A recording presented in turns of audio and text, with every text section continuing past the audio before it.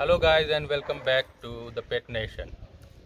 Guys, हमारी पिछली video जो थी प्रेगनेंसी के ऊपर, डॉग्स के प्रेगनेंसी के ऊपर, वो अधूरी रह गई थी।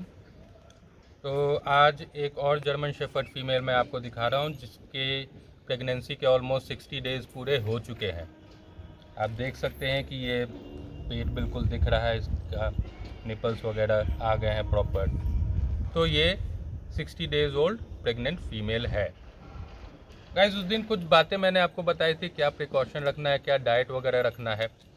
उसमें एक इम्पॉर्टेंट चीज़ छोड़ दी थी मैंने, मिस हो गया था मेरे से, कि जब भी हम मेटिंग कराते हैं डॉग की, तो मेटिंग से पहले दो चीज़ों का काफ़ी ध्यान रखना चाहिए।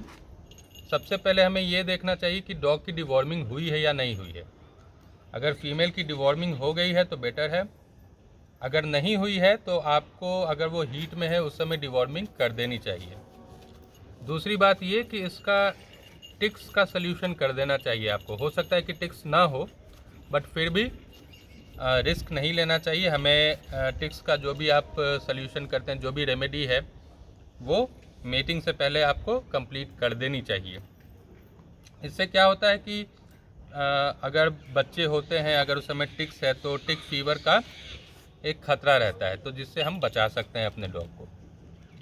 इसके अलावा वैक्सीनेशन का खासा ध्यान रखना है। आज के टाइम में आप हर जगह सुनते होंगे कि पार्वो फैल गया है, बच्चे मर रहे हैं, उल्टी हो रही है, दस्त लग रहे हैं। तो इसलिए हम लोग क्या करते हैं कि जब फीमेल हीट में है, मेटिंग से पहले उसे एक डिस्टेंपर का डोज दे देते हैं। तो बहुत लोग प्रेगनेंसी के दौरान भी देते हैं। तो सबका अपना अपना तरीका है, बट ये 3 चीज़ों का ख्याल आपको रखना चाहिए दोस्तों।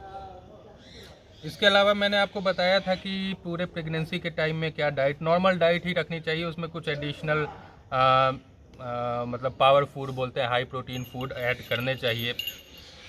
इसके अलावा जब आपकी प्रेग्नेंट फीमेल बच्चा देने वाली, जैसे ये 1 से 2 दिनों में बच्चा देगी, तो इसके लिए हमें एक काफ़ी अच्छा सा कॉर्नर, साफ़ सुथरा कॉर्नर घर में बना देना चाहिए, जहाँ पे कि ये रहे आराम से, बिल्कुल अपने आप को सेफ़ महसूस करे। आप घर में देखते होंगे, अगर आपके पास डॉग है और अगर आपने कभी मेटिंग कराई है, तो वो प्रेगनेंसी के लास्ट टाइम में कहीं जगह ढूंढती है, या तो वो चौकी के नीचे या पलंग के नीचे चली जाएगी, टेबल के नीचे चली जाएगी, वहाँ से निकलना नहीं चाहती। क्यों? क्योंकि वहाँ पे उनको सेफ़ फील होता है। तो इसलिए आपसे रिक्वेस्ट है कि अगर आप मेटिंग करा रहे हैं और आपको डिलीवरी करानी है अपने फीमेल की, तो एक प्रॉपर छोटा सा कॉर्नर रूम में आप अलग से बना दें, जिसको बाउंड्री कर दें किसी भी चीज़ से टेम्पररीली।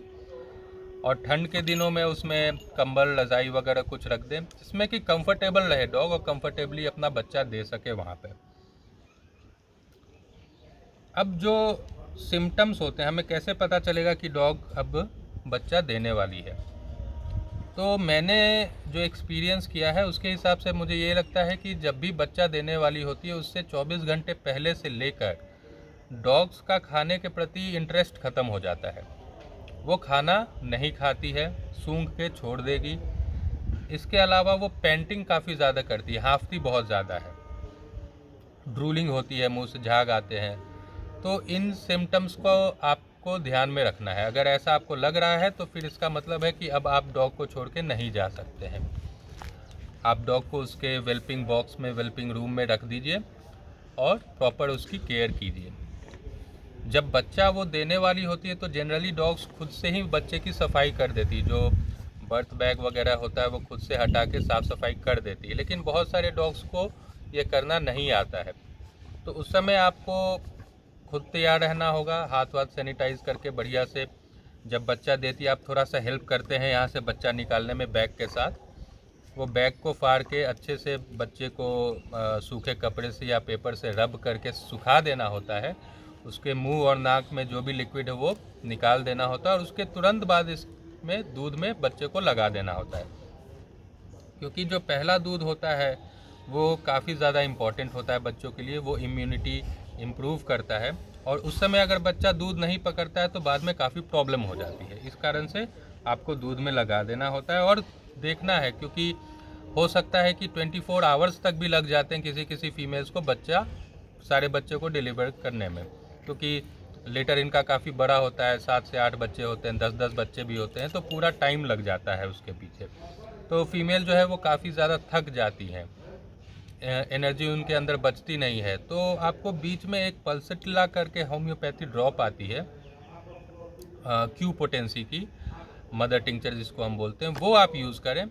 आपको लगा कि डॉग जो है काफ़ी ज़्यादा थक गई है, प्रेशर डाल रही फिर भी बच्चा नहीं निकल रहा है, तो वो पल्सेटिला आप यूज़ कर सकते हैं। 5 से 7 ड्रॉप हर आधे घंटे में यूज़ करें। ये थोड़ा सा प्रोसेस को फास्ट कर देता है और इसका कोई साइड इफ़ेक्ट भी नहीं है। बहुत सारे लोग होते हैं, जैसा मैंने अब तो ये प्रैक्टिस काफ़ी कम हो गई, नहीं तो पहले लोग क्या करते थे कि ऑक्सीटॉक्सिन नाम का एक इंजेक्शन डाल देते थे, जिससे कि बच्चे जल्दी जल्दी हो जाते थे, लेकिन वो काफ़ी ज़्यादा हार्मफुल है गाइस, उसको कभी यूज़ ना करें। हाँ, आपको लगता है कि टाइम से काफ़ी ज़्यादा हो गया है, फीमेल बच्चे नहीं दे रही है, अब अंदर बच्चे को ख़तरा हो सकता है, तब आप उसको यूज़ कर सकते हैं, वो भी प्रॉपर वेटनेरियन के सलाह से ही, ऐसे नहीं यूज़ करें। तो गाइज़, ये छोटी छोटी प्रिकॉशंस हैं, अगर आप इसको यूज़ करेंगे तो आपके घर में भी हेल्दी बच्चे होंगे। तो आज की वीडियो के लिए इतना ही दोस्तों।